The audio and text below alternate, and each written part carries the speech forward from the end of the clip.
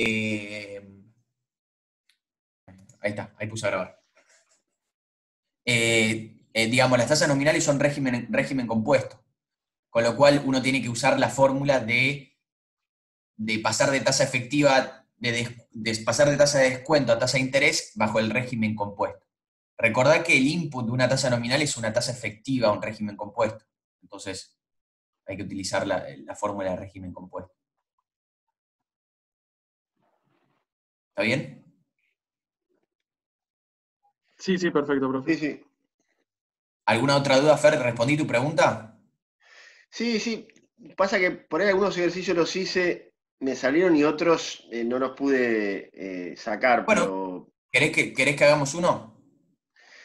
había uno en los ejercicios tipo parcial que habla de un empleado bancario tiene que cargar los números para publicar en la pizarra a una tasa nominal semestral vencida a 45 días. ¿Te acordás? Que así lo pongo en pantalla, ¿te acordás que...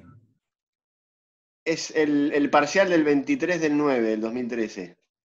Bueno, De la guía que subiste vos, el primer parcial, el segundo ejercicio.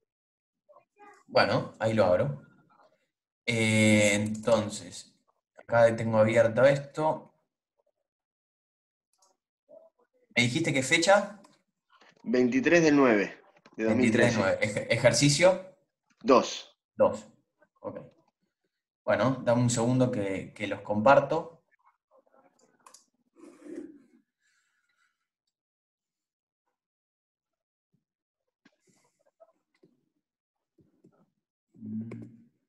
Bueno, yo resuelvo este ejercicio porque Fer, digamos, esta va a ser una clase teórica cortita, así que vamos a tener tiempo, vamos a estar menos de 2 horas, con lo cual, ya que Fer me dio esta duda, quizás muchos de ustedes también la tengan. Gracias. Bien, el ejercicio 2, ok, acá lo tenemos en pantalla, un empleado bancario debe encargar números de plástico. Ah, ok. Ok, para publicitar su pizarra a la calle la tasa nominal semestral vencida para operaciones a 45 días. Es una tasa, digamos, claramente de ejercicio, ¿ok?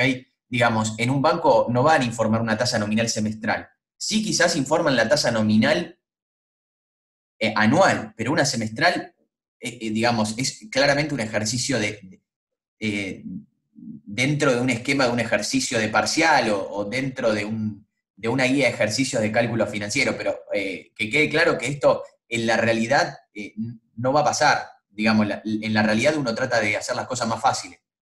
No le van a informar una tasa que no se entienda nada. Generalmente en la realidad estemos claros que van a formar la tasa nominal anual. ¿Ok? Porque quizás uno dice, che, esto en la vida real no pasa. No, claro que no. Digamos, en general hay cierto estándar y se trata de respetar ese estándar para no complicar. Entonces, tasa nominal semestral es muy raro, en general en la vida real van a informar tasa nominal anual.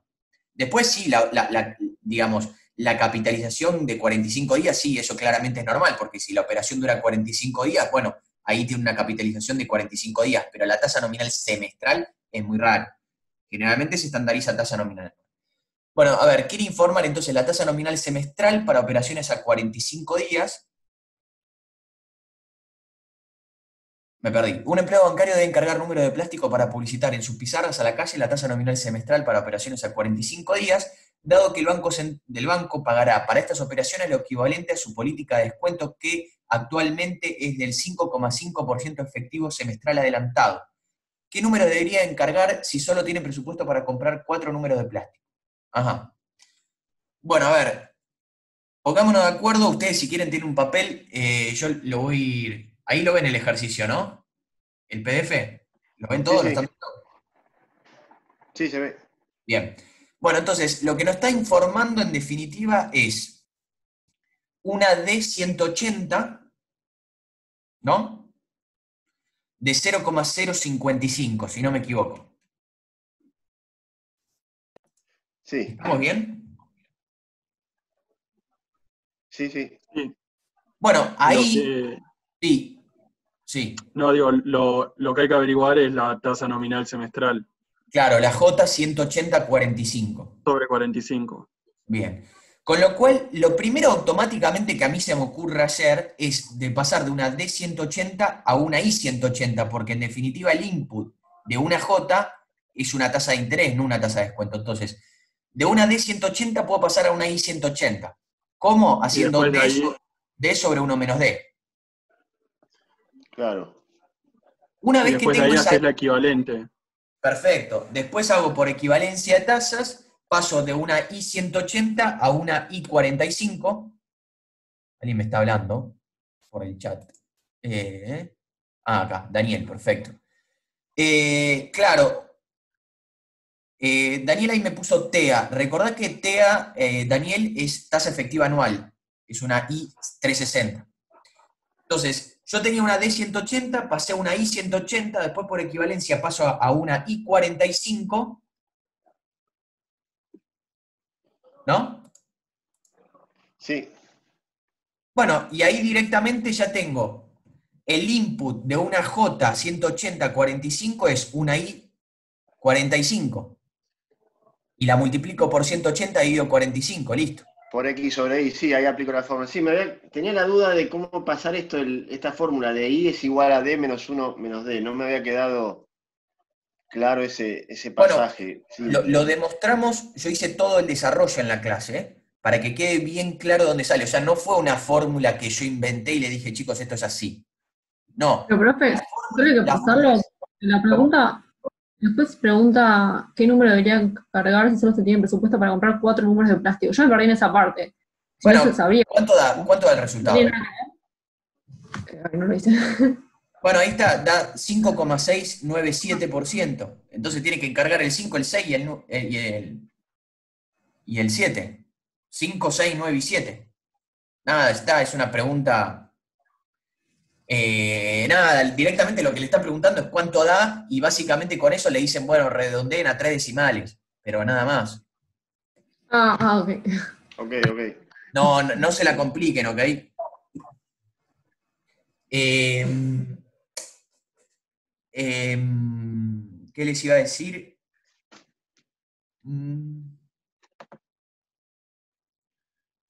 Martín pone, pasás de ahí 180. Sí, correcto. Excelente. Sí, correcto, Martín. Bien. Me olvidé que les iba a decir justo. Bueno, no importa. Ya se me va a venir a la cabeza. Bueno, ¿alguna duda más? ¿Alguna duda más? No. ¿No? Bueno. Bueno, vamos a arrancar con la clase del día. Básicamente, la clase del día es indexación. Nosotros tenemos una gran ventaja para ver este tema. En primer lugar, digamos, indexar una operación es básicamente ajustarlo de acuerdo a un número índice. Que por lo general en la materia vamos a trabajar con un índice en particular, que es el índice de precios al consumidor, pero sepan que lo puedo ajustar por cualquier número índice y el procedimiento y la matemática es exactamente igual. En la materia en general vamos a trabajar con la inflación, ajustar las operaciones, ajustar los flujos por la inflación. Por eso vamos a utilizar el índice de precios al consumidor, que es un índice entre tantos para mostrar la variación generalizada del precio. De hecho, si ustedes miran la guía de ejercicios o ya vieron algún parcial, y de hecho el que tengo en pantalla muestra los índices de precios al consumidor, que obviamente son las siglas IPC. La gran ventaja que tenemos acá en la Argentina, que como vivimos en un contexto puramente inflacionario, por lo menos, digamos, de hace 10 años, todos estamos acostumbrados a indexar flujos. Y todos entendemos el concepto de hablar en términos nominales versus hablar en términos reales. Por ejemplo, no es lo mismo hacer una operación hoy que me rinda un 10% anual en un contexto inflacionario que en un contexto donde no hay inflación. O sea, si a mí una operación me rinde un 10% anual y yo tengo una inflación del 8%, Bueno, claramente en términos reales no estoy ganando un 10%, sino que parte de ese rendimiento me lo está absorbiendo el movimiento de precios. En esta unidad de indexación, justamente... ¿Hago una pregunta, profe? Vale. Porque ahora hay como una modalidad nueva de plazos fijos, que son Sí. los plazos fijos UVA, que se ajustan por inflación. Correcto. Entonces, por ejemplo, si hoy actualmente que la tasa de interés de los plazos fijos tradicionales no es tan alta, digo, uno puede poner un plazo fijo UVA que decís, bueno, quizás no gano, pero en teoría no pierde valor adquisitivo mi dinero. Exacto. O sea, bueno, justamente lo que se intentó hacer con las operaciones bajo el esquema UVA, porque en realidad digamos, el esquema UVA es un intermedio. ¿Por qué? Porque en realidad las operaciones en UVA son un rendimiento a tasa, o los préstamos, o bien las operaciones a plazo, son... no es que están indexadas, o en realidad sí, pero digamos es un intermedio. ¿Y por qué? Porque en realidad lo que capitaliza es, digamos, la capitalización es una tasa y la tasa es fija, pero básicamente lo que capitaliza no es el dinero, o sí es el dinero, pero está representado bajo una determinada cantidad de uvas. Ejemplo, si yo hago un plazo fijo de 100 pesos, que hoy, de acuerdo al valor uva, representa, el valor uva de cada uva son 50 pesos, bueno, lo que capitaliza son 2 uvas, a una tasa determinada. Entonces la capitalización no es sobre la plata en sí, sino que es sobre el uva. Obviamente que está pseudo indexada por el hecho de que si aumenta el precio del uva, obviamente que mi operación a plazo va a rendir más, pero no es un rendimiento genuino, digamos, sino que es un rendimiento que, dado que sube el valor del uva, bueno, sube, obviamente, entre comillas, el rendimiento. Pero sí, digamos, el uva sería una operación indexada. Está en el medio, pero sí. Bueno, correctamente. Correctamente. Lo que dice Martín ahí es correcto. Digamos, es una operación que en términos formales no está indexada, pero juega como que sí, porque obviamente está atado al movimiento de precios. En este caso, creo que si mal no recuerdo, el precio del uva está atado al movimiento del metro cuadrado. Entonces, bueno, digamos, surgió como una posibilidad de otorgar préstamos o hacer inversiones que tengan cierta correlación con la inflación. Pero es un intermedio, o sea, no es formalmente un crédito indexado, sino que lo que capitaliza es el uva y no es la plata en sí. Pero está bien, ¿ok? O sea, trabaja básicamente como un crédito indexado, como una operación indexada. ¿Está bien, Nahuel? Sí, genial. Bueno. A ver, yo digamos, si en algún momento se corta, porque en 10 minutos se va a cortar, entramos con lo mismo. Yo básicamente lo que trato de explicar cuando hago esto es ponerlo con un caso muy básico, que básicamente se trata de un aumento de sueldo. La gran mayoría de ustedes probablemente trabaje, entonces me es más fácil explicarlo con el sueldo y después esto obviamente lo llevamos a plata, operaciones, ¿ok? A ver, básicamente vamos a suponer que yo hoy en día gano, mi sueldo es de 10.000 pesos. 10.000 pesos. Tenemos una inflación, vamos a suponer que tenemos una inflación, que ya nos ponemos de acuerdo y la inflación la llamamos como la letra pi.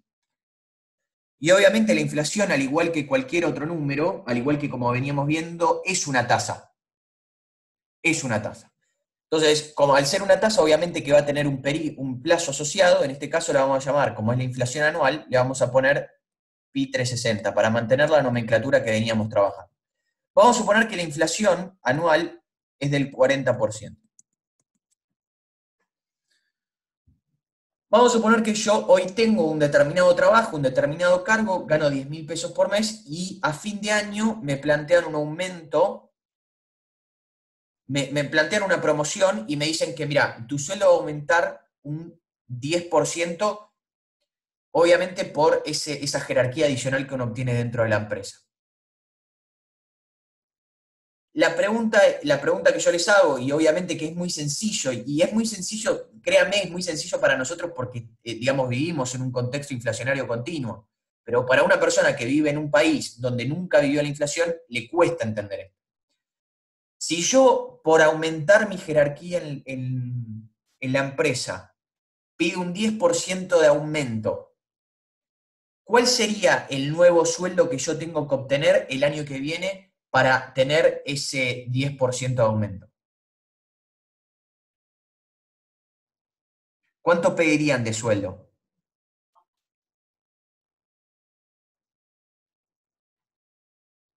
¿Eh? Un 50% más, un 40% para recuperar el valor adquisitivo perdido y un 10%, Te escucho, te escucho. un 40% para recuperar lo perdido por la inflación y el 10% por el incremento de mi jerarquía. Ok. ¿Están de acuerdo?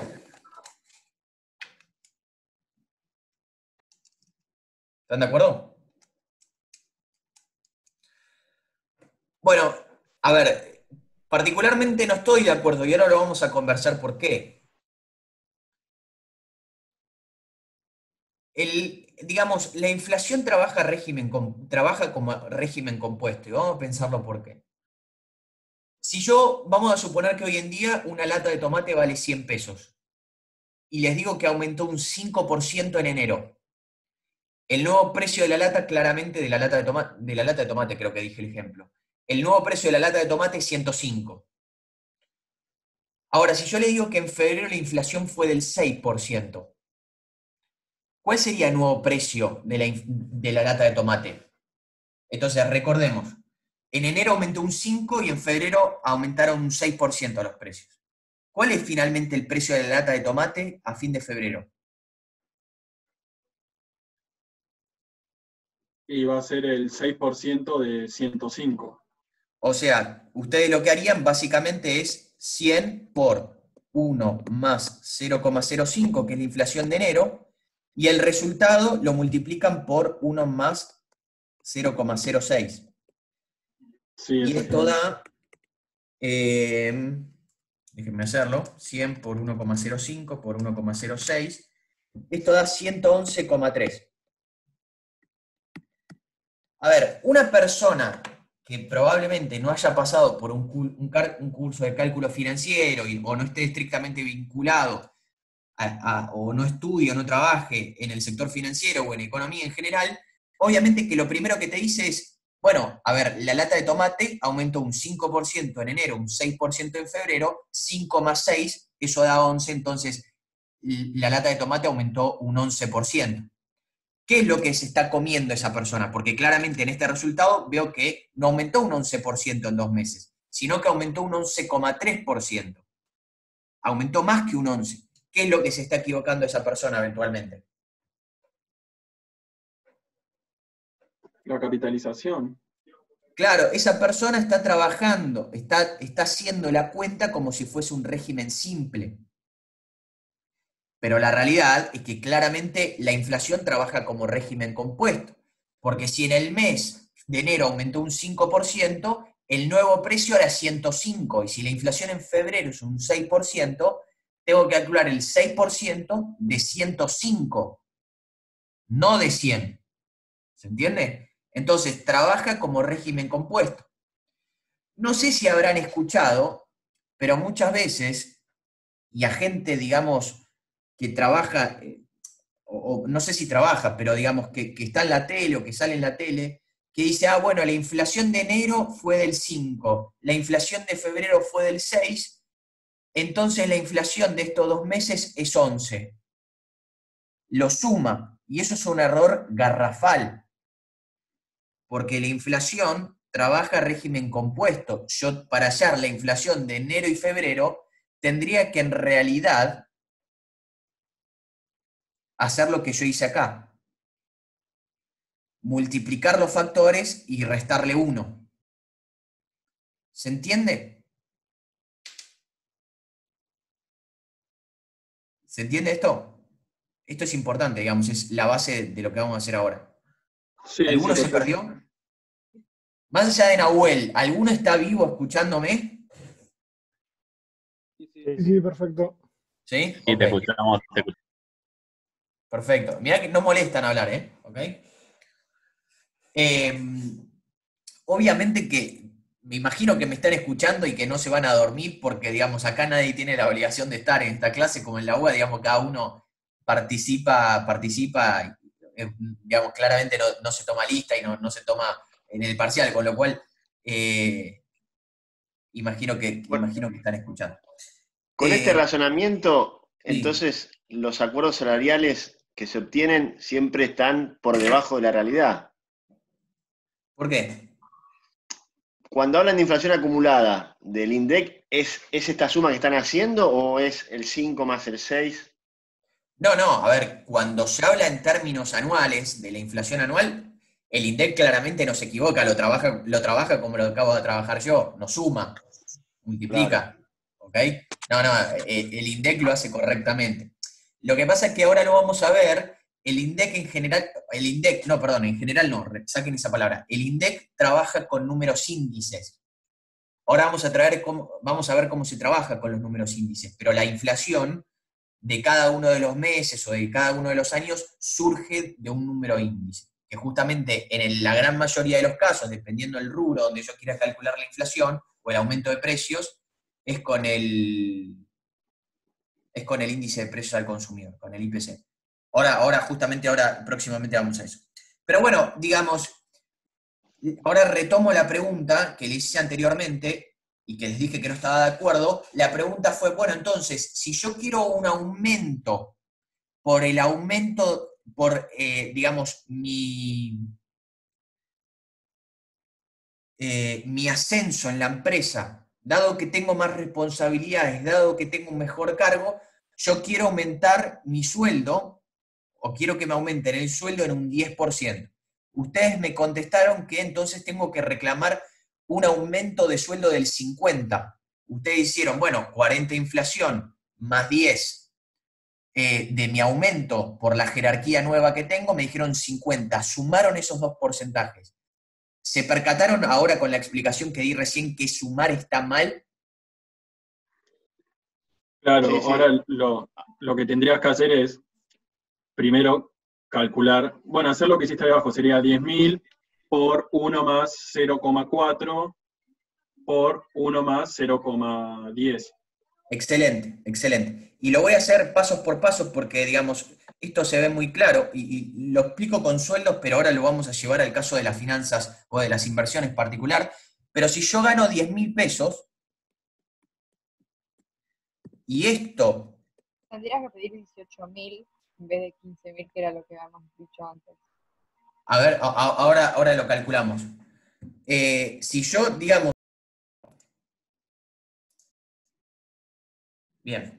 Entonces, básicamente, si a mí me dan un aumento del sueldo de un 40% justamente por la inflación, para no perder ni ganar poder adquisitivo, simplemente estar a la par del aumento de precios, básicamente mi nuevo sueldo sería 14.000. Todos estamos de acuerdo que en términos reales, en términos de poder adquisitivo, yo gano lo mismo hoy que el año pasado. Si el año pasado ganaba 10.000 y hoy me pagan 14.000, yo estoy igual. Puedo comprar la misma cantidad de bienes si el aumento de precios promedio fue del 40%. ¿Estamos de acuerdo con eso, no? ¿Estamos todos de acuerdo? Sí.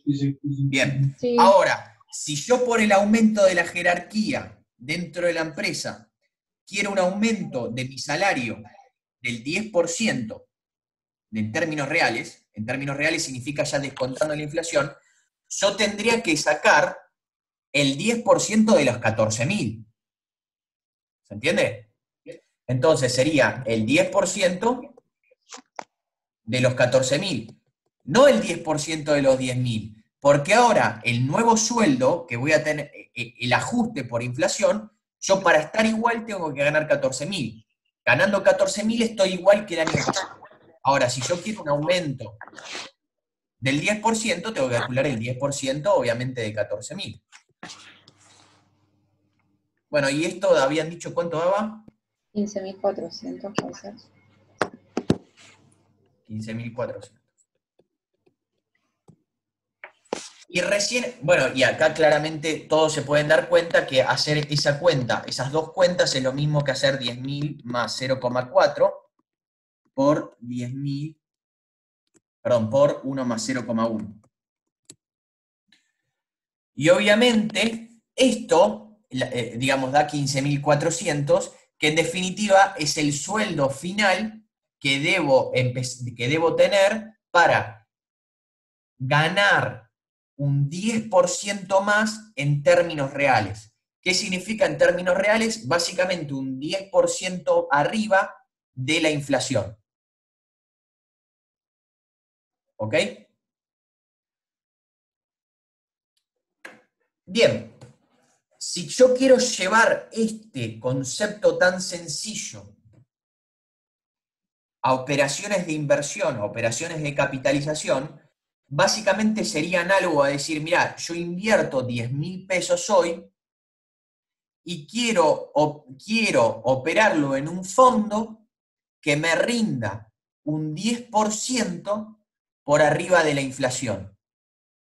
Si la inflación es del 40, bueno, la operación al fin de plazo, para que me rinda un 10% en términos reales, tengo que tener 15.400 pesos a fin de plazo. ¿Se entiende la analogía que hice? ¿No? Sí. Bueno, entonces, si yo esto lo quiero poner con la nomenclatura que venimos trabajando habitualmente, ese 15.400 en una operación de inversión, ¿qué sería? El CN. Muy bien, el CN, el capital al final. ¿Esos 10.000 qué serían? El capital inicial. Bien, capital, Cero. entonces, capital inicial C sub 0 por 1 más pi, en este caso es 360, pero lo dejamos así generalizado, pi, y le voy a poner, ¿está bien hasta acá? Sí. Y a esa tasa que tengo ahí, que es del 10%, que básicamente ese 10% es la ganancia en términos reales que yo quiero de la inversión, le voy a poner, es una tasa de interés, claramente, pero le voy a agregar un supraíndice para decir, bueno, esto es lo que quiero ganar en términos reales. Eso lo voy a llamar 1 más IR. ¿Qué es esa R? Tasa de interés real. Yo en términos reales quiero ganar un 10%. ¿La Entonces, R estaría como elevada o...? sí, es un supraíndice, no es elevado, es un supraíndice para denotar que es, digamos, el rendimiento en términos reales. Gracias. Ahora, si yo digo, bueno, vamos a suponer que el capital es de 1 peso, este C sub 0 se va, y lo que yo voy a tener es el peso que invertí, más la tasa, y esta la voy a llamar aparente. Aparente, la tasa aparente, básicamente va a ser la tasa que yo voy a tener que negociar con el banco. Porque el banco no me va a hablar en términos reales, excepto que la operación esté indexada. Pero vamos a suponer que no está indexada, sino que yo arreglo con el banco una tasa. Y esa tasa es la que me va a pagar. Después, con lo que pase con la inflación es otra cosa, que al banco no le importa. Yo con el banco en el momento cero voy a pactar una tasa. Y esa tasa es la aparente. Es la tasa pactada. No es la que gano en términos reales. La que gano en términos reales es la que tiene la R. La aparente es la que yo negocio con el banco. Entonces, vamos a suponer que yo quiero ganar un 10% por arriba de la inflación, y la inflación es del 40%, ¿yo qué tasa aparente debería negociar con el banco? Bueno, a ver, sería 1 más la tasa aparente que voy a negociar con el banco, tiene que ser a 1 más 0,4 por 1 más 0,1. 1 más 0,4 por 1 más 0,1 da 1,54.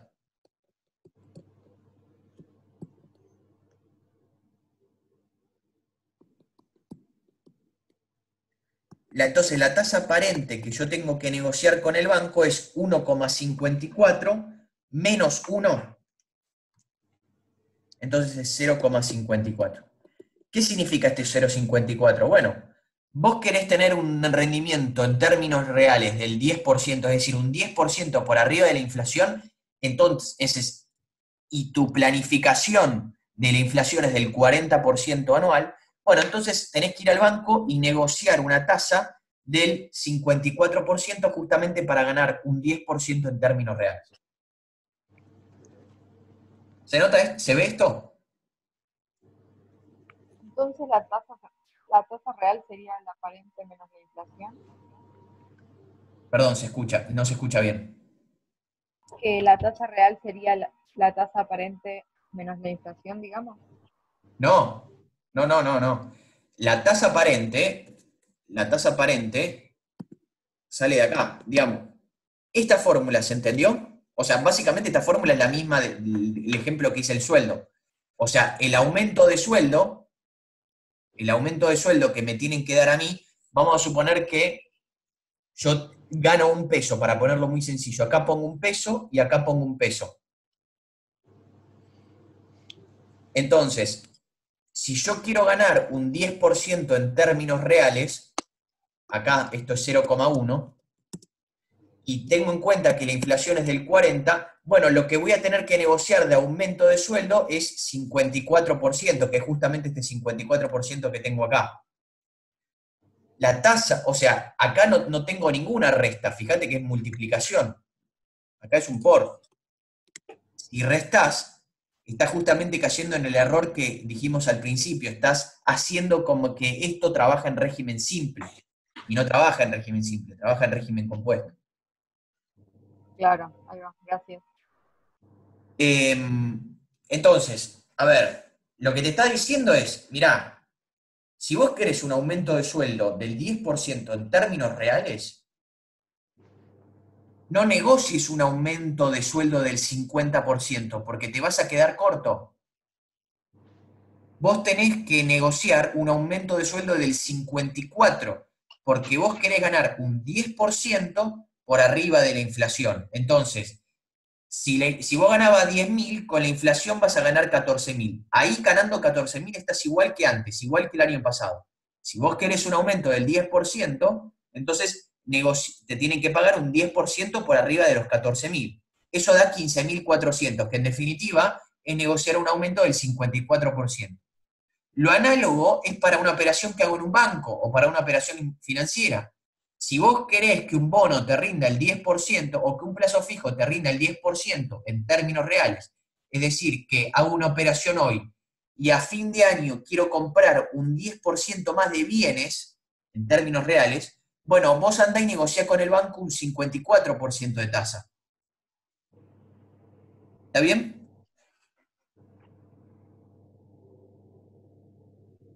Alguno se quedó.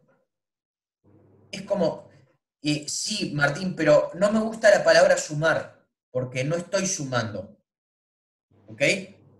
No estoy sumando, estoy como capitalizando, porque sumar parece hacer 40 más 10%, y está mal sumar, está mal hacer 0,4 más 0,1. No, tenés que multiplicar los factores.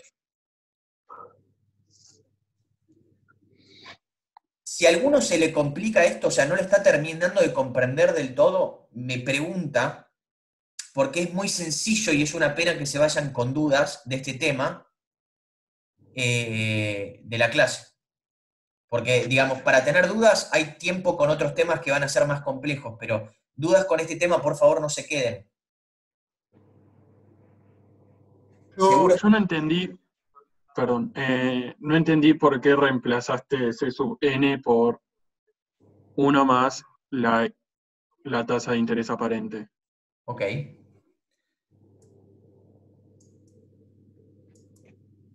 Bien, voy a escribirlo de vuelta. Voy a escribir de vuelta eso. Entonces, C sub n, C sub 0 por 1 más pi por 1 más IR. ¿Esto lo entendiste, Nahuel? Esto es una R. Sí, hasta ahí sí. Bueno. Entonces, lo que te dice es, mira, si vos pones una determinada cantidad de capital hoy, al final del plazo vas a tener un C sub n, que en definitiva va a ser el C sub 0 multiplicado por 1 más la tasa que te pague el banco. No pensemos todavía en la inflación. Vos lo que vas a tener a fin de plazo es C sub 0 por 1 más I,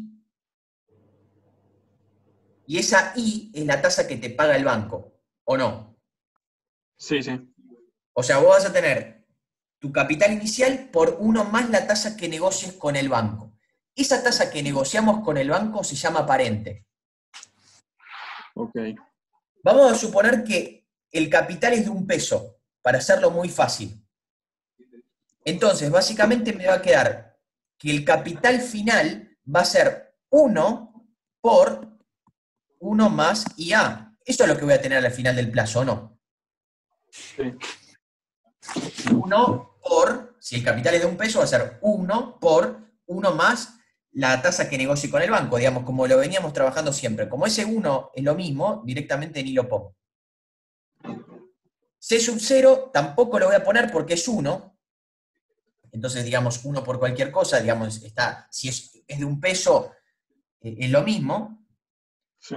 Ahora, la pregunta es, bueno, a ver, ya no es. Antes nosotros lo veníamos trabajando por 1 más I. ¿Por qué? Porque creíamos que, o suponíamos que no había inflación, era tan pequeña la inflación que eventualmente no la teníamos en cuenta. Pero ahora levantamos ese supuesto y decimos, mirá, a ver, nosotros no podemos trabajar en términos nominales porque tenemos que pensar en términos reales, porque en definitiva a mí lo que me interesa es el rendimiento real. Por más que la gente, o la gran mayoría de la gente, piense en términos nominales, en un contexto inflacionario, digamos, no está bien pensar únicamente en términos nominales. Entonces, ya esa tasa que me paga el banco no es 100% rendimiento. Esa tasa que me paga el banco va a tener una composición de rendimiento real, que es lo que realmente voy a ganar, y otro componente que se lo va a consumir la inflación, que se lo va a chupar la inflación. Entonces, lo que yo bueno, justamente si yo te invierto 1 peso hoy, básicamente va a ser un porcentaje que va a pertenecer a la inflación, que es justamente esta, y otro pedacito que justamente va a ser la ganancia real. Lo mismo aplica para el sueldo. Si vos querés un 10% de aumento en términos reales, bueno, vas a tener que pedir, si hay inflación, vas a tener que pedir un aumento superior de ese 10%, porque parte se lo va a consumir la inflación. Bueno, acá estamos. Okay. ¿Te quedó claro? Claro. O sea, para averiguar las tasas, en este caso no se trabaja con números, con el capital. Por ahí pusiste como capital 1. O sea, esto es para averiguar las tasas nada más. Esto es para averiguar las tasas. Ahora, ¿de qué te va a servir esto? Vos fíjate, yo acá puedo decir lo siguiente, mirá. Vamos a cambiar el color. Yo acá puedo tranquilamente pasar dividiendo la inflación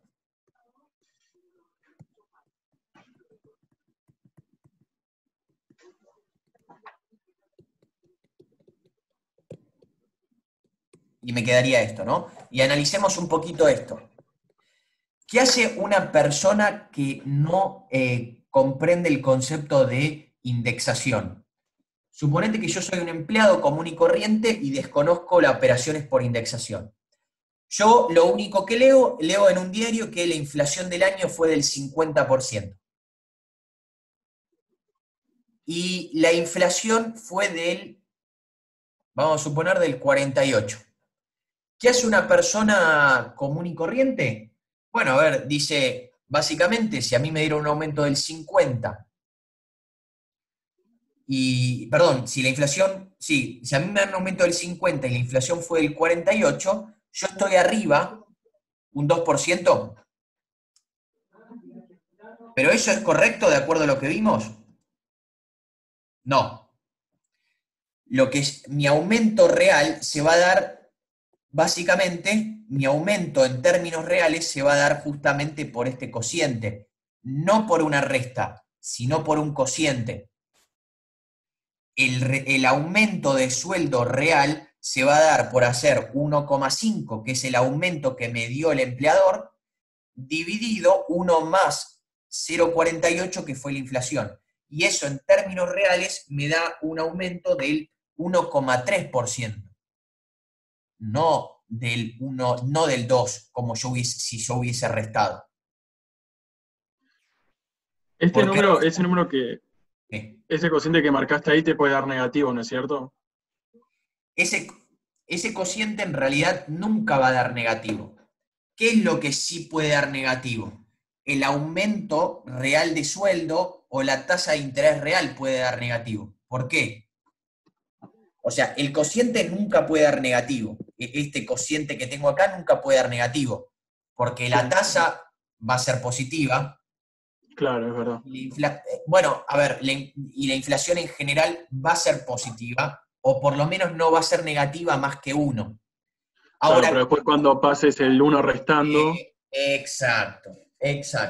Se ve que, vamos a suponer que a mí la operación, o sea, yo de acá voy a despejar tasa de interés real. Entonces me queda 1 más IA sobre 1 más pi menos 1. ¿Sí? Despejé IR. Se ve que si a mí me aumenta el empleador me aumenta un 40% y la inflación fue del 50%, el primer término, el cociente, me da un número menor a 1.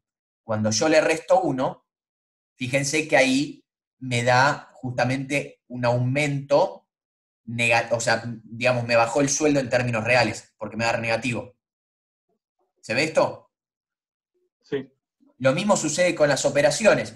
Si yo con el banco negocio una tasa aparente del 40% y la inflación fue del 50%, el cociente me va a dar un número menor a 1, cuando le resto 1, la tasa de interés real, el rendimiento real de la operación fue negativo. En términos de poder adquisitivo, perdí plata por esa operación.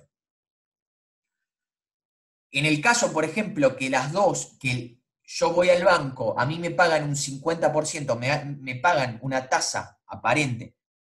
Esa tasa que me paga el banco la llamo aparente para diferenciarla de la real. La tasa aparente es del 50%, la inflación fue del 50%. ¿Cuánto me da el cociente?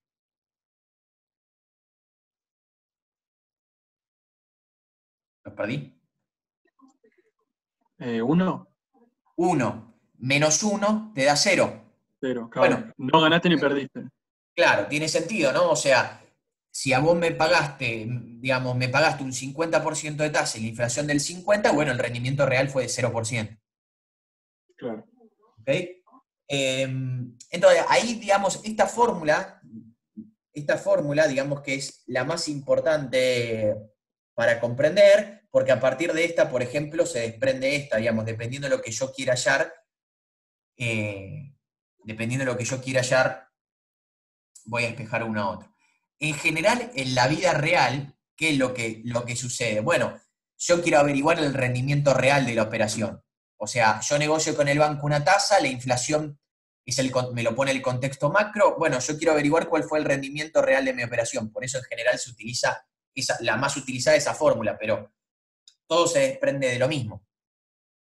O lo mismo, digamos, yo hago una operación de inversión con una persona y le digo, che, mirá, a ver, yo te presto plata a vos. Pongámonos de acuerdo en la tasa. ¿Cuál sería esa tasa que voy a negociar? ¿La aparente o la real?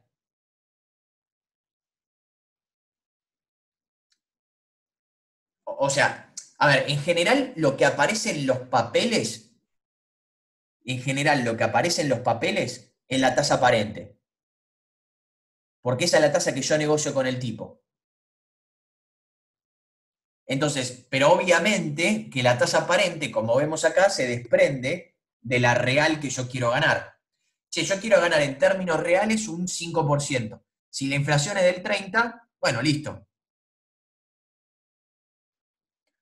Roberto me pregunta, ¿puedo tener deflación, es decir, una tasa de inflación negativa? Sí, claramente. Sí, por supuesto. Por supuesto que sí. En ese caso, el pi sería negativo. Te quedaría 1 más un número negativo, con lo cual te quedaría 1 menos la deflación. Pero sí, claramente que puede ser negativo. Y la ecuación no cambiaría porque te quedaría un denominador que puede ser 0. En este caso, 1 más menos 1 no podría ser. Claro. Funciona igual. A ver, pensemos en términos... a ver, sí, tenés razón. Tenés razón. Para ese caso la inflación debería haber una deflación del 100%. O sea, pensemos esto. ¿Quién me preguntó? Roberto. Roberto. Lo que me dice Roberto es, a ver, pongamos un caso en que el denominador de esa cuenta puede dar negativo, y si da negativo, digamos, ¿qué hago? Porque, digamos, no puedo dividir por un número igual a 0. Ahora, la pregunta que yo le hago a Roberto y le hago a todos es, ¿qué tiene que pasar para que el denominador sea negativo? Pi tiene que ser igual a ¿cuánto?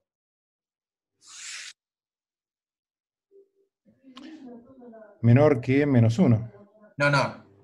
Para que el denominador de ese cociente sea igual a 0, tiene que dar un número preciso. ¿Cuál es? Ah, sí, menos 1. Menos 1. Pi igual a menos 1 implica que la inflación, que hubo una deflación del 100%. Y eso no es posible. No, pues si no, o sea, todo valdría 0 pesos. Exactamente. Entonces se ve que el denominador nunca puede ser 0. Porque a lo sumo el precio puede bajar un 2%. O sea, en el caso que haya deflación, significa que el precio puede bajar un 2, 3, 4, 10, al 50%, que se va a la mitad. O sea, si hubo una deflación del 50%, implica que el bien valía 10 pesos y ahora vale 5. Pero nunca la deflación puede ser del 100%, porque eso implica que, digamos, no tiene precio. Está perfecto, gracias.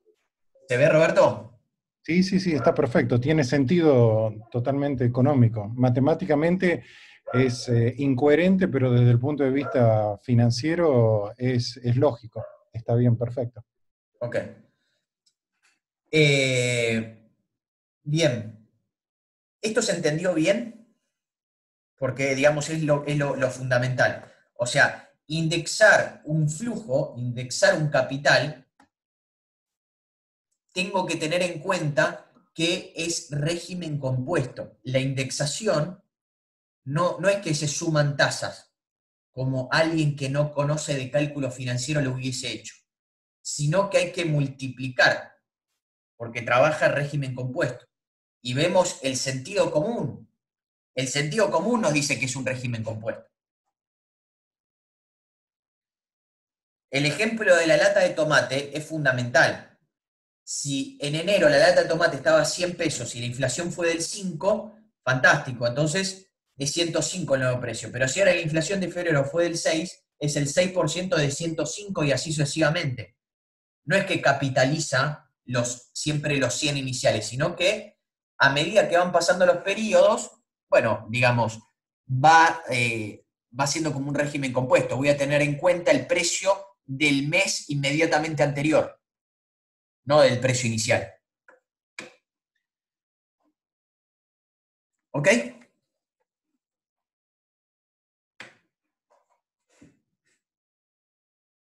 ¿Está bien, chicos?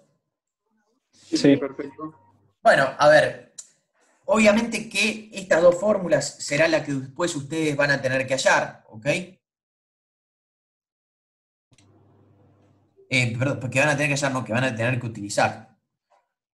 Lógicamente que, nada, lo lindo de la inflación es que al ser una tasa que trabaja régimen compuesto, esto es importante, al ser la tasa de inflación una tasa que trabaja régimen compuesto, cumple con las mismas prioridades de una tasa de interés efectiva en régimen compuesto. ¿Qué quiero decir con esto? Que yo puedo pasar de una tasa de inflación 30, la puedo anualizar bajo una equivalencia de tasas. ¿Qué quiero decir con esto? Y esto es importante también el concepto porque lo van a escuchar en la tele, lo van a escuchar en distintos medios que cometen errores. Por ejemplo, habrán escuchado muchas veces que se habla de una tasa anualizada. Por ejemplo, vamos a suponer que estamos a mitad de año. Vamos a suponer que a mitad de año la tasa de inflación fue del 20%. Hay mucha gente que comete el error en decir, bueno, dado que de principio de año a mitad de año la inflación fue del 20%, si anualizamos esa inflación da el 40%. Lo que está haciendo esa persona es intentando convertir una Pi 180 a una Pi 360, anualizarla. Pero está cometiendo el error de que la está multiplicando por 2, como si la inflación trabajase en régimen simple. Y eso es un error garrafal. Para convertir una inflación semestral en una inflación anual, la tengo que trabajar a régimen compuesto.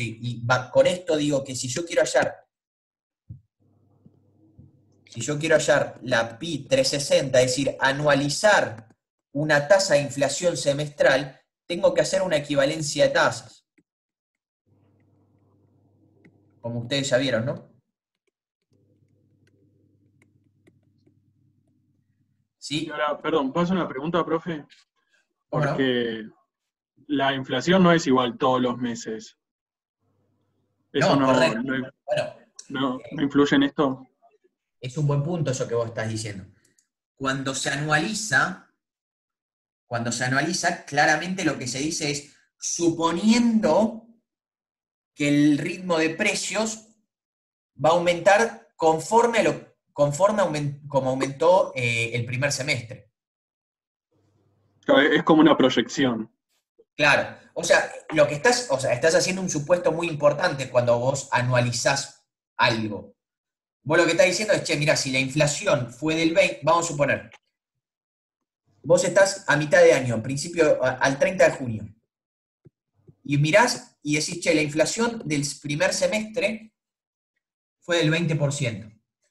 Si yo hago equivalencia de tasas y hallo la Pi 360 a través de la fórmula que está ahí arriba, esto me da, un segundo,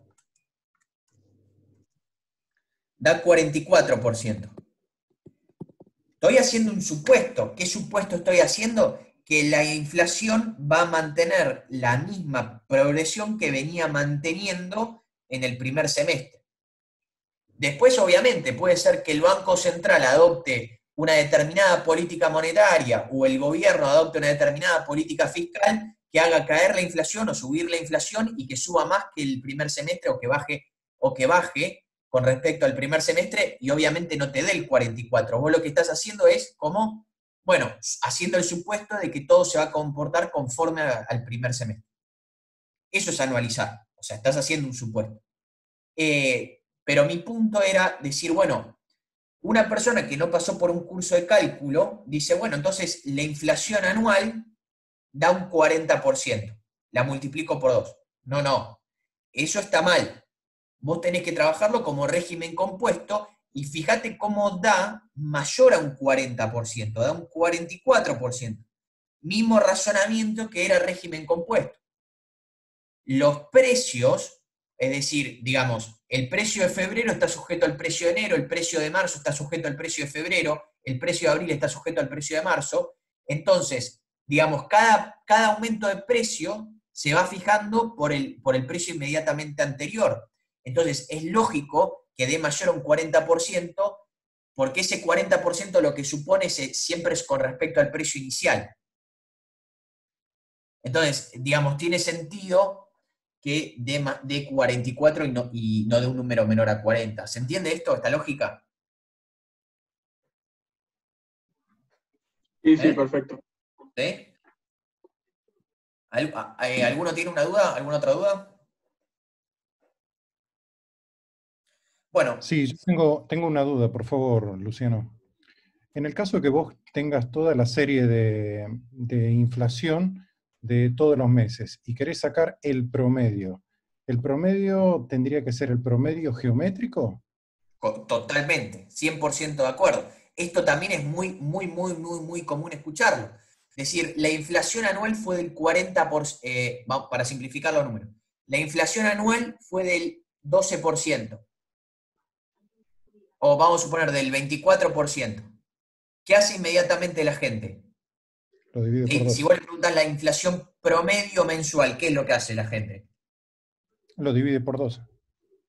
Bueno, y eso claramente vemos que está mal. ¿Por qué está mal? O sea, si divide por 12, lo que debe decir, che, mirá, la inflación promedio mensual fue del 2%. Está suponiendo que el aumento de precio trabaja como régimen simple. Y no trabaja como régimen simple, trabaja como régimen compuesto. Entonces, la inflación mensual promedio vos la tenés que calcular como una media geométrica o bien hacer una equivalencia de tasas, que es lo mismo que una media geométrica. Yo ya lo había explicado en una de las charlas que tuvimos. Básicamente, la inflación promedio mensual surgiría de una media geométrica o bien de esta cuenta que es una media geométrica. A la 30 sobre 360 menos 1. ¿Está bien? ¿Se entiende esto, Roberto? Perfecto, muchísimas gracias. Ahora, quiero que ustedes me ayuden a pensar lo siguiente. Si yo digo que la inflación anual fue del 24, ¿sí? Eso, 24 dividido 2, que está mal, da 2% mensual promedio. Eso está mal, porque lo estaría trabajando como régimen simple y ya vimos que la inflación trabaja como régimen compuesto. La inflación mensual promedio, trabajada correctamente como si fuese régimen compuesto, debería dar mayor o menor que el 2%. ¿Y por qué? Pero piénsenlo tranquilo. Menor, porque voy capitalizando y eso va a aumentar. Exactamente. La inflación promedio mensual tiene que dar menor. Porque básicamente, si como trabaja régimen compuesto, lo que va capitalizando es el precio del mes inmediatamente anterior, entonces justamente tiene que dar menos del 2%. Porque si le pongo un 2% y trabaja régimen compuesto, finalmente el precio me queda mayor, aumento mayor al 24%.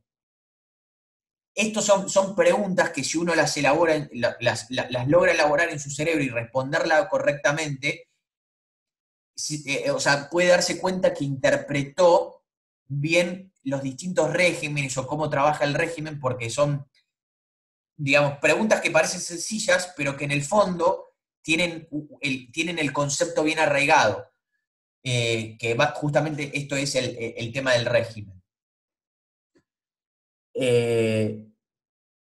Bueno, digamos, quien no lo pudo comprender esa pregunta o la respuesta, después tómese un tiempito para razonar por qué tiene que ser menor al 2%.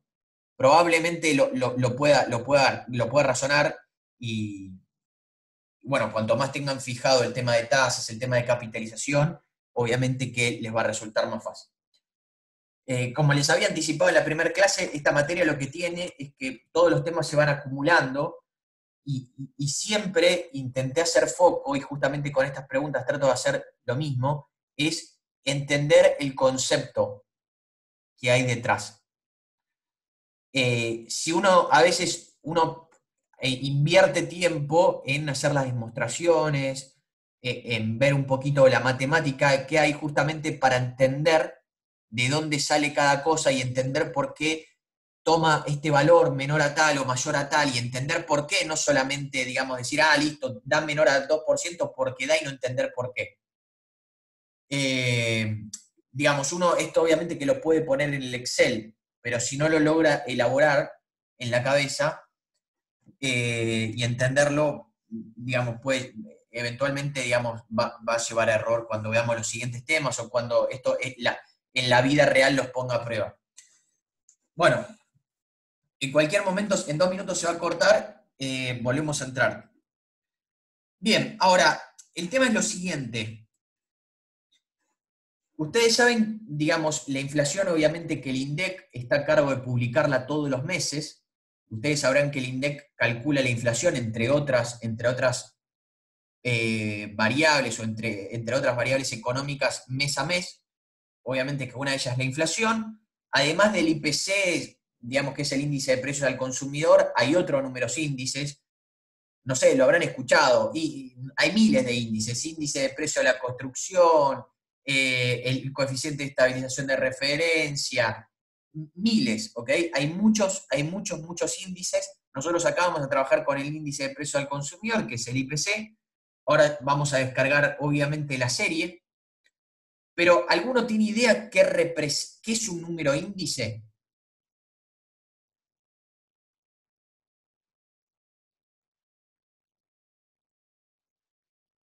¿Alguno sabe? ¿No? ¿No? ¿Están ahí?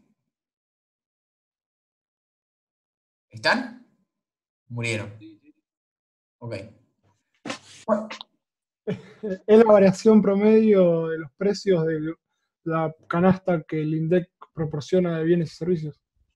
correcto, correcto. A ver, básicamente el índice de precio al consumidor, o cualquier número índice, por sí mismo no significa nada. Absolutamente nada.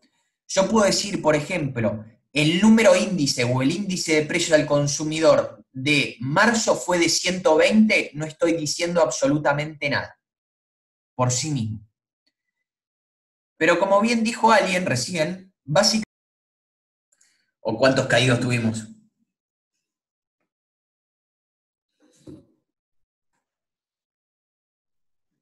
Bueno, tuvimos 5 caídos, no está nada mal. 4. Bien, bueno, a ver, como les estaba diciendo, básicamente un índice no representa nada por sí mismo, pero, digamos, sirve para el cálculo de variaciones. ¿Qué quiero decir con esto? El índice de precios al consumidor, como recién dijo algo, representa el precio de una canasta. Por ejemplo, para calcular un número índice se tiene que tomar un año base. Ese año va a ser el año de referencia. Por ejemplo, para el índice de precio al consumidor se arma una canasta de bienes, una canasta de productos, una canasta de servicios, que, bueno, en este caso representa lo que consume una familia tipo argentina promedio. Y esa canasta, vamos a suponer que yo en un determinado mes de un determinado año, que lo voy a llamar año base, meto todos los productos y servicios dentro de esa canasta, calculo el precio de esa canasta, y en ese año, vamos a suponer que, no sé, esa canasta vale en ese año 5.000 pesos. Bueno, esa canasta de 5.000 pesos en ese año o en ese mes va a ser la referencia. Y la referencia se representa con un número índice igual a 100. ¿Ok? Ahora, vamos a suponer que, no sé, para simplificar, enero de 2020 es mi año base. Entonces, esa canasta, en enero de 2020, el año base, el número índice del IPC es 100. En febrero, vamos a suponer que esa canasta vuelvo a meter todos los productos y servicios dentro de la canasta, digamos, entre comillas, ¿no? Y digo, bueno, antes valía 5.000, ahora vale 5.500. Aumentó un 10%. Entonces, el número índice ahora de febrero va a ser 110. Y todo se trabaja con los números índices. Lo que me va a publicar el INDEC no es el precio de la canasta, sino que me va a mostrar el número índice para cada uno de los meses. Que obviamente ese número índice representa el movimiento de precios de esa canasta seleccionada. Si el año base era enero 2020, entonces el índice del enero 2020 es 100. Si en febrero ese número índice es de 110, implica que la canasta aumentó un 10%. Que básicamente, y lo que quiero decir con esto es que a mí me digan que el número índice de febrero es 110, por sí solo no me dice nada. Pero sí, cuando lo comparo con otro número índice, ahí sí obtengo una información relevante, que es justamente la inflación de ese periodo. ¿Ok? Pero Una como pregunta, número... profe. ¿Cómo? Una pregunta. ¿Esto también se maneja así en régimen compuesto? ¿El número índice? Sí, porque en realidad el número índice, Nahuel, solamente sirve para... O sea, claramente que sí. O sea, porque en realidad lo único que hace el número índice es decir, che, a ver, la canasta valía 5.000, ahora vale 5.500, bueno, aumentar un 10% al número índice. Para no poner el precio de la canasta en sí, sino que se trabaja con un número índice que es mucho más fácil trabajarlo.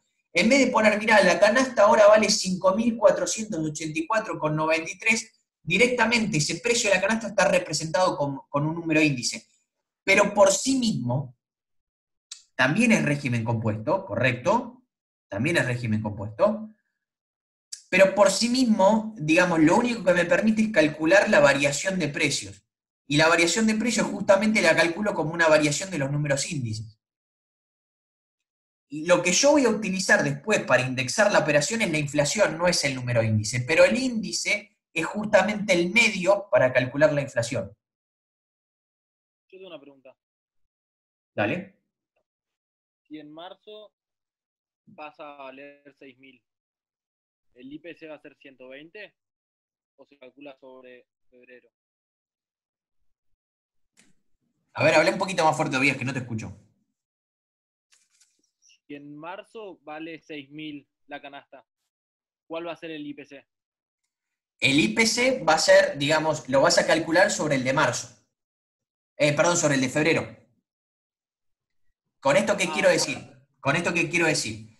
Vamos a suponer lo siguiente. Siguiendo el mismo ejemplo. En enero vale 5.000.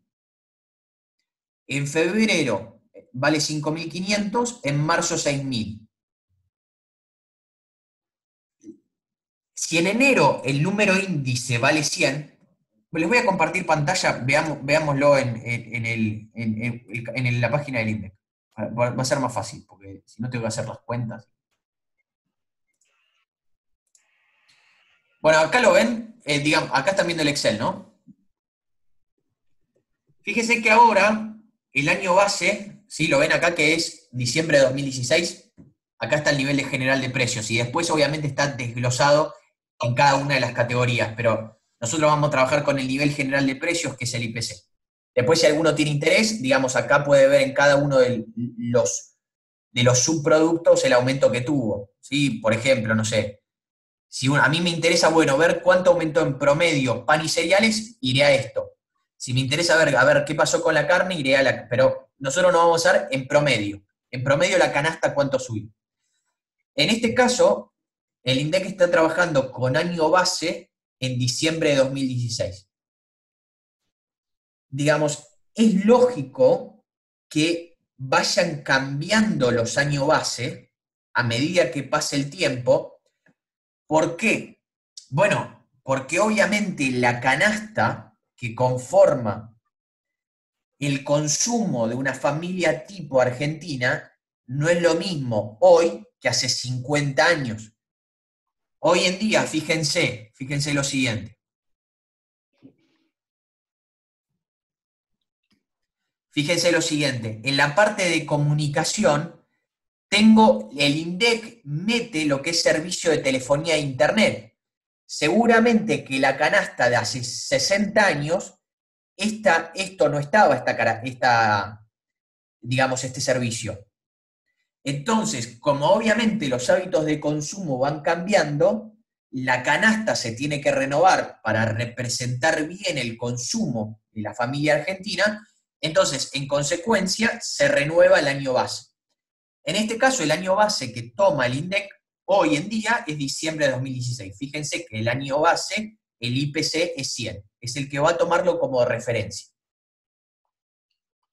Si calculo, en este caso, la inflación de cuánto fue en este mes. 1,3%. 1,3%, ¿ok? Bueno, claramente, digamos, no hay que ser, digamos, muy lúcido para decir, bueno, el IPC es 101,3 dividido 100 menos 1, que cambie el formato,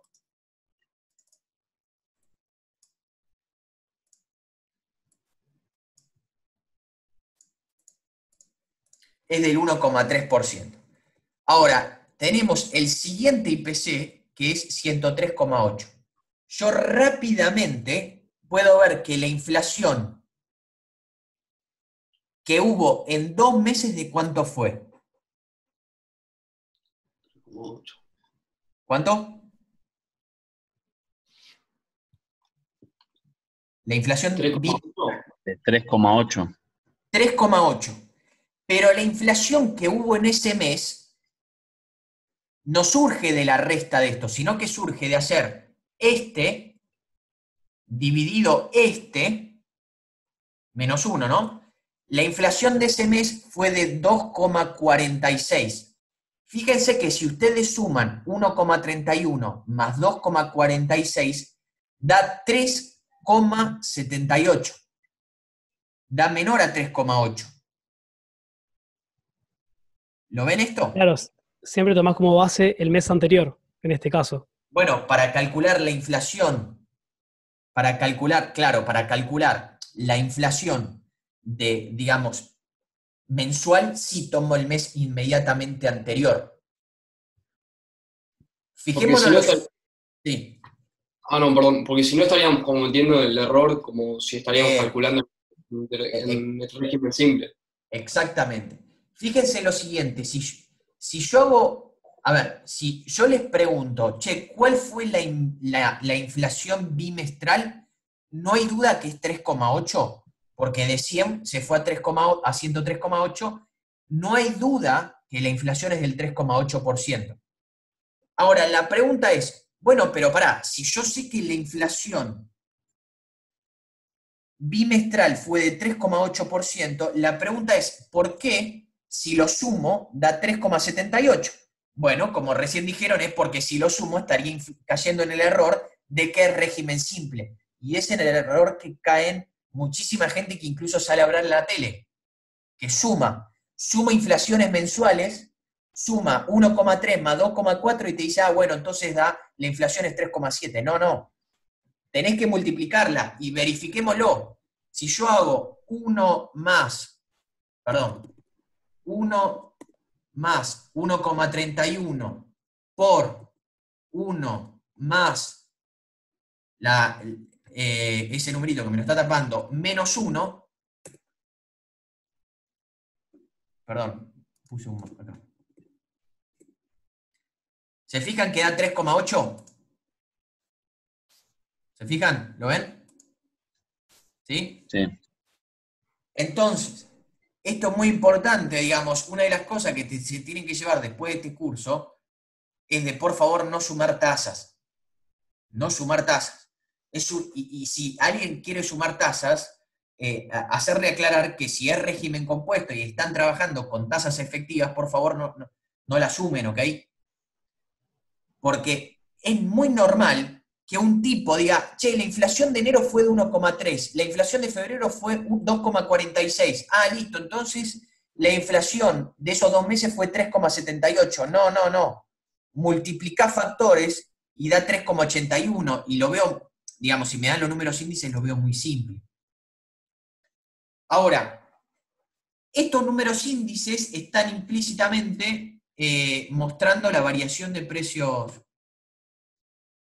Lucía me pregunta el 2,46. El 2,46, básicamente, Lucía, surgió de hacer una variación común y corriente. La variación es justamente el número índice final dividido el número índice inicial menos 1. Estoy con la notebook y el teclado se me complica. Una pregunta, Luciano.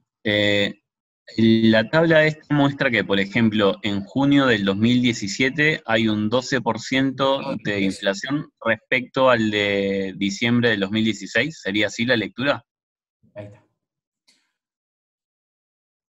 De ahí, o sea, a ver, digamos, por las dudas lo voy a aclarar, digamos, creo que no haría falta, pero básicamente una variación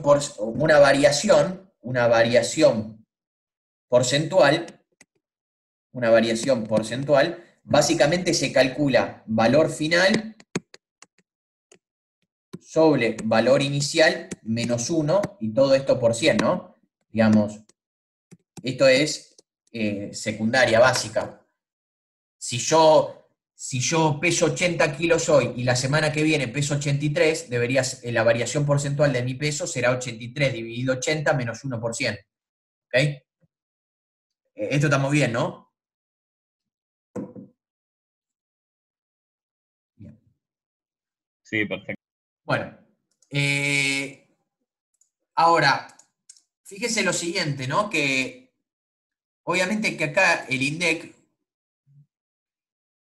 mes a mes, recuerden que el INDEC calcula todos los meses la variación de precio, lo refleja a través de un número índice, en este caso el IPC, lo publica como dato los 15 de todos los meses, obviamente a mes vencido.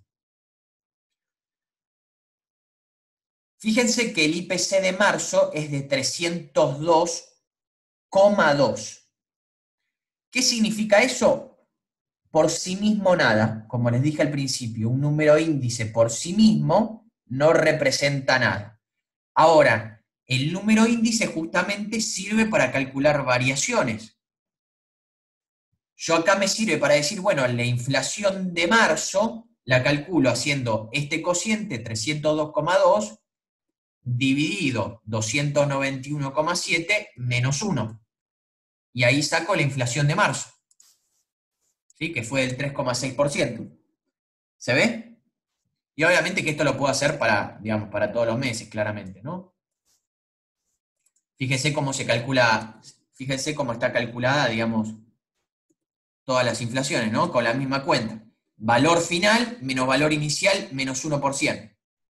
¿Se ve esto?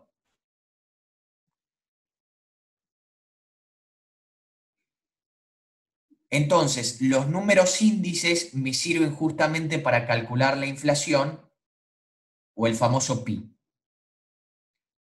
Este 3,6 sería un pi sub ¿qué?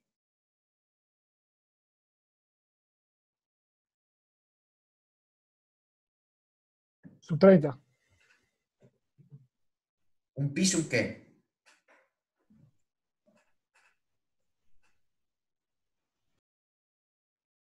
¿Pi 30? Perfecto, Nahuel.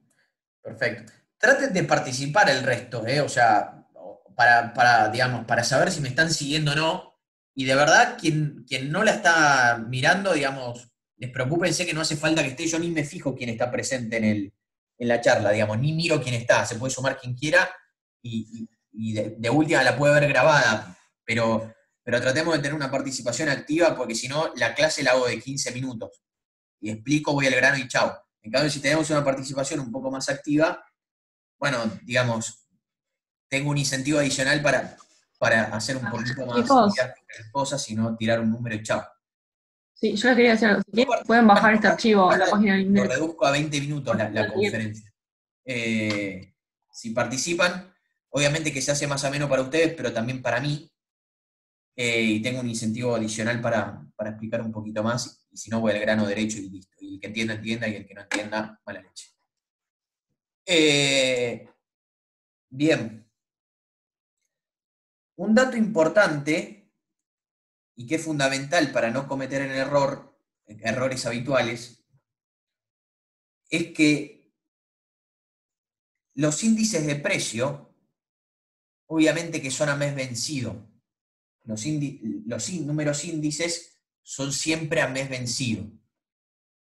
¿Qué quiero decir con esto? Que obviamente el IPC de marzo refiere al 30 de marzo, porque el IPC de marzo, lógicamente, que quiere demostrar la variación de precios a lo largo de marzo. En consecuencia, lógico, son a mes vencido. El IPC de marzo vendría a ser el IPC al 30 de marzo. El IPC de febrero vendría a ser al 30 de febrero. El IPC de enero vendría a ser al 30 de enero. Y esto es bastante importante porque alguno que se deshabilite el micrófono y se anime a decirme, o a decirnos, perdón, ¿cuál fue la inflación de este año? ¿Y cómo la calcula? Y que nos explica todo. O sea, si se equivoca, no hay drama, mejor, digamos, lo volvemos a refrescar.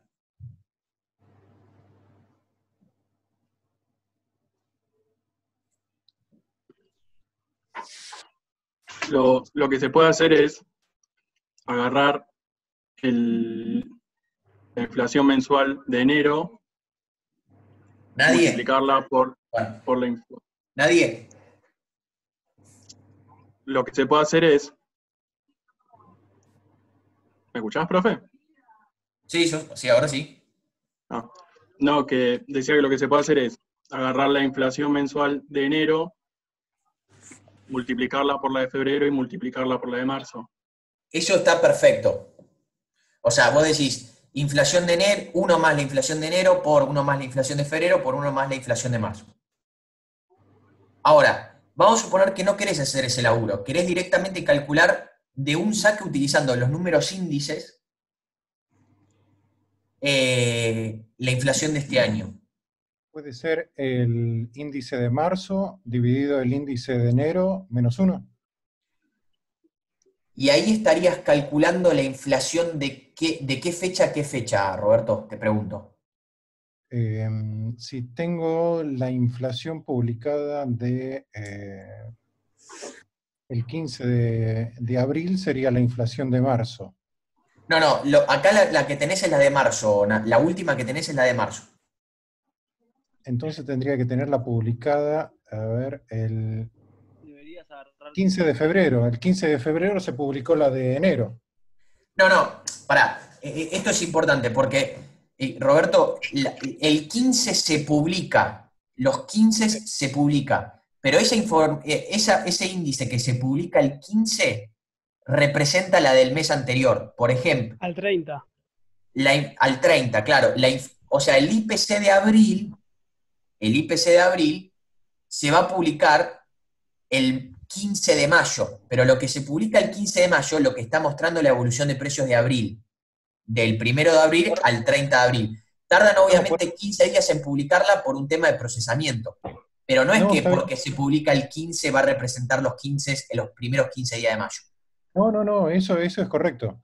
Lo que estaba diciendo es que lo que se publicó el 15 de abril corresponde a la inflación de marzo. Lo que se publicó el 15 de febrero es la de enero. Correcto, entonces, sí. Tendría que ser la de marzo dividido la de que se publicó en febrero, que corresponde a enero, menos 1. O la de diciembre, del 19. Bueno, pará, Roberto, la de lo que vos me estás diciendo es la de enero El IPC de enero, este numerito, o sea, lo subieron el 15 de febrero.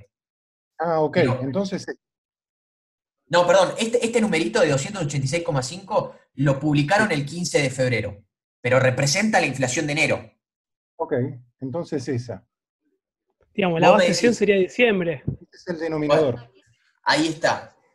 No, ahí está, Roberto. Es el error clásico. No te preocupes porque es el error clásico, lo pregunté de hecho a propósito. Si vos querés calcular la inflación desde el 1 de enero al 30 de marzo, vos recordá esto. Este número índice es al 30 de marzo. Esto es al 30 de febrero.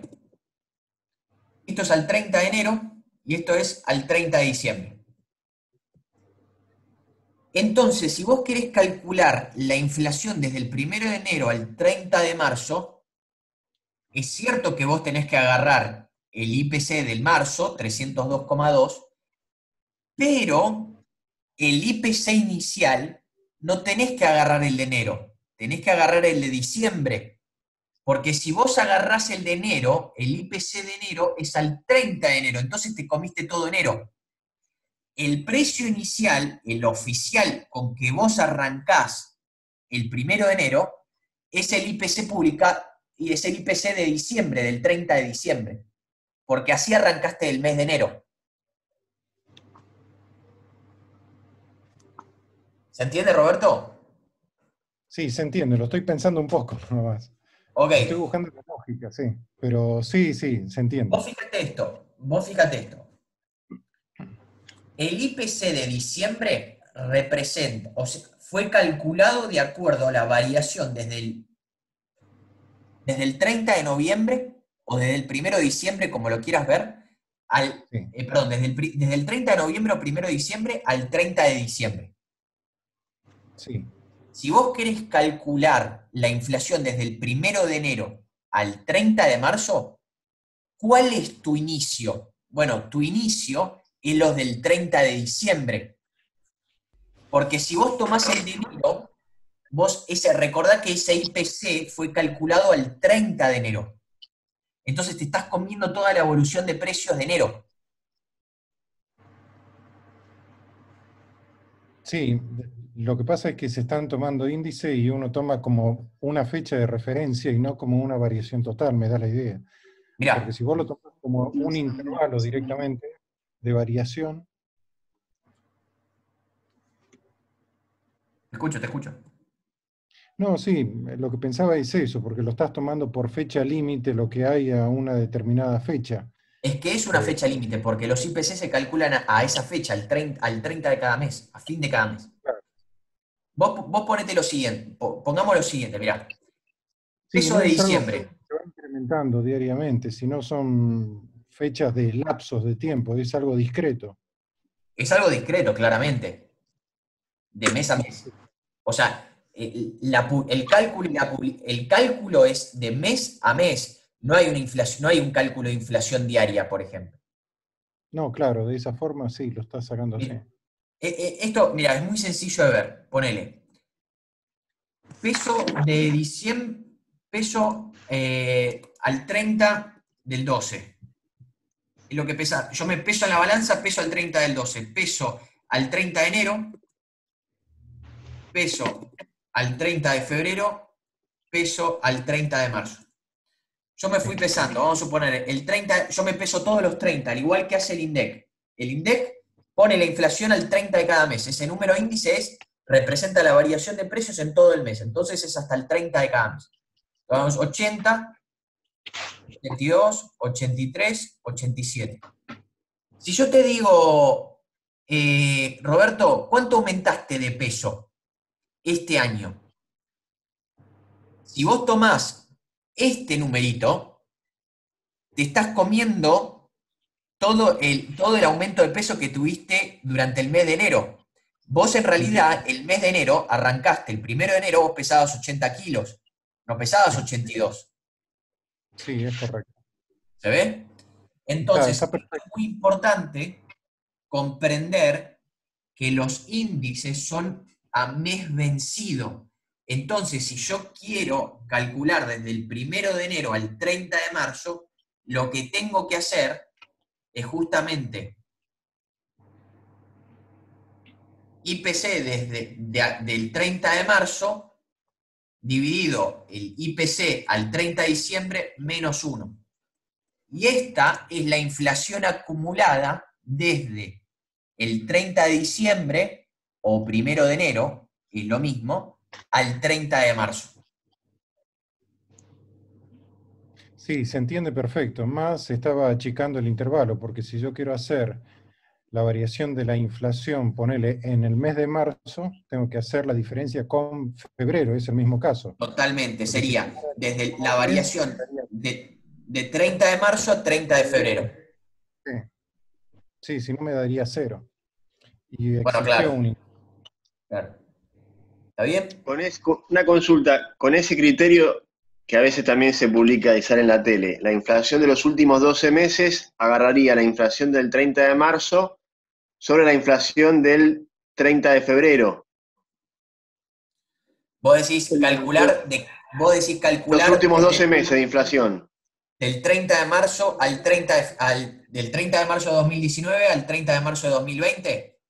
No, al 30 de febrero de 2020, para agarrar 12 periodos. Pero si vos agarras 12 periodos, tenés que calcular, o sea, 12 meses son 1, 2, 3, 4, 5, 6, 7, 8, 9, 10, 11, 12. La 30 de abril. Si vos querés ver la inflación, del año, vos tenés que agarrar la de marzo contra marzo. ¿Me entendés? O sea, la inflación de los últimos 12 meses, si tu última información de la inflación es del 30 de marzo de 2020, vos tenés que hacer 30 de marzo de 2020 contra 30 de marzo de 2019. Entonces, la inflación de 30 de marzo de 2019 al 30 de marzo de 2020 es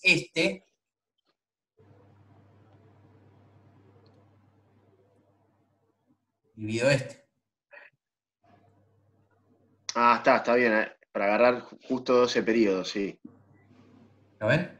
Claro, porque, para agarrar 12 periodos, o sea, pensá que vos estás haciendo 30 de marzo de 2019 contra 30 de marzo de 2020.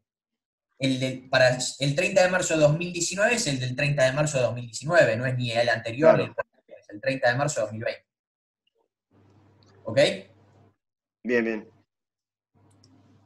Siempre es importante plantear, digamos, de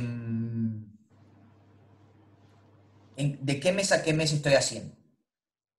¿Sí? O sea, si a mí me piden, por ejemplo, la inflación desde el 1 de enero, puede ayudarme a decir, bueno, entonces es de la inflación desde el 30 de diciembre, que es lo más cercano, y como todos los índices se publican a fin de cada mes, me es más fácil pensarlo como que del 30 de diciembre al 30 de marzo, en vez del 1 de enero al 30 de marzo. ¿Está bien? ¿Dudas? Perdón, Luciano, yo tengo una consulta. El 7,5% en la fórmula que vimos vendría a ser un pi 90. ¿En qué fórmula? Cuando hablábamos de como para expresar la tasa de inflación. ¿En este Excel fue o en el whiteboard? No, en el whiteboard. O sea, si tuviésemos que expresar el 7,5% que averiguamos, ¿sería un pi 90, por ejemplo? Porque fue sobre 3 meses. A ver, ahí va, no me acuerdo cuándo di un 7,5, a ver. Cuando calculamos recién la inflación de este año, que fueron sobre 3 meses transcurridos. Ok, fue sobre el Excel. Claro. No, mi pregunta es cómo quedaría expresado. Bien. ¿Cómo quedaría expresado? Entiendo, vos decís, claro, lo que habíamos hecho era, bueno, quiero calcular la inflación desde el 1 de enero al 30 de marzo, que es la información que tengo, hago dividido el de diciembre menos 1. Ok, la inflación es del 7,5% y pensemos, esto es desde el 30 de diciembre al 30 de marzo, entonces tengo ¿Cuántos meses? 30 de enero, 30 de febrero, 30 de marzo. Entonces es una pi 90, correcto. Claro, perfecto. Y lo otro que te quería consultar es que si nosotros de ahí queremos averiguar, por ejemplo, una pi 30, ¿qué sería exactamente ese valor? Porque en teoría no iría a la inflación de cada mes. Excelente pregunta. Si yo esta pi 90 la paso a una pi 30 por equivalencia de tasas, es decir, hago 1 más esto a la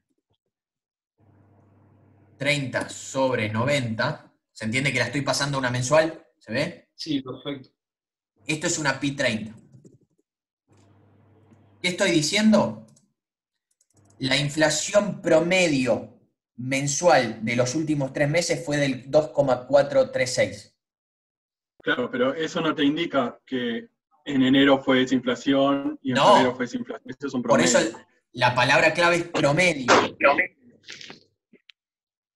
La palabra clave es promedio, ¿ok? Perfecto. Fíjate que yo lo que puedo decir acá, obviamente que... Oh, correcto, perdón.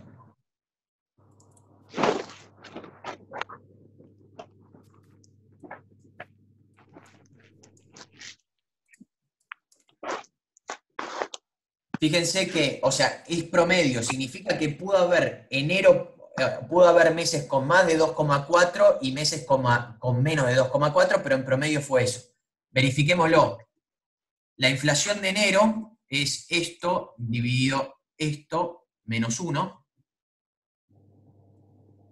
1,9 fue debajo del promedio, pero en los próximos meses seguramente algún que otro mes fue mayor. ¿Lo ven? En promedio, o sea, en enero tuve 1,9, en febrero 1,8, en marzo 3,6, pero en promedio fue 2,4. ¿Se ve? Perfecto, gracias. Bueno, con esto, digamos, estaría finalizado el tema. De última, pónganse, la guía de ejercicios es bastante cortita. Posiblemente la próxima clase sea el viernes, que es feriado. Igual de todos modos queda grabado. Si alguno de viaje no se pueden ir, con lo cual imagino que todos van a estar disponibles. Así que la hacemos el sábado. Probablemente el viernes. Traten de ver algún que otro ejercicio de este tema, porque si tienen dudas, la vemos directamente el viernes. Y me preguntan. Listo, Luciano, gracias. ¿Ok? Muchas gracias. Les De la mando un guía que abrazo a podríamos todos. hacer. ¿Qué amo? De la guía que podríamos hacer. Todos los de indexación. Perfecto. Gracias. ¿Ok? Traten de hacerlos, así vienen con dudas a la próxima clase, que después se las anuncio por el Facebook. Muchas gracias. Gracias, Abrazo, Luciano. profe. Abrazo. Hasta luego. Nos vemos.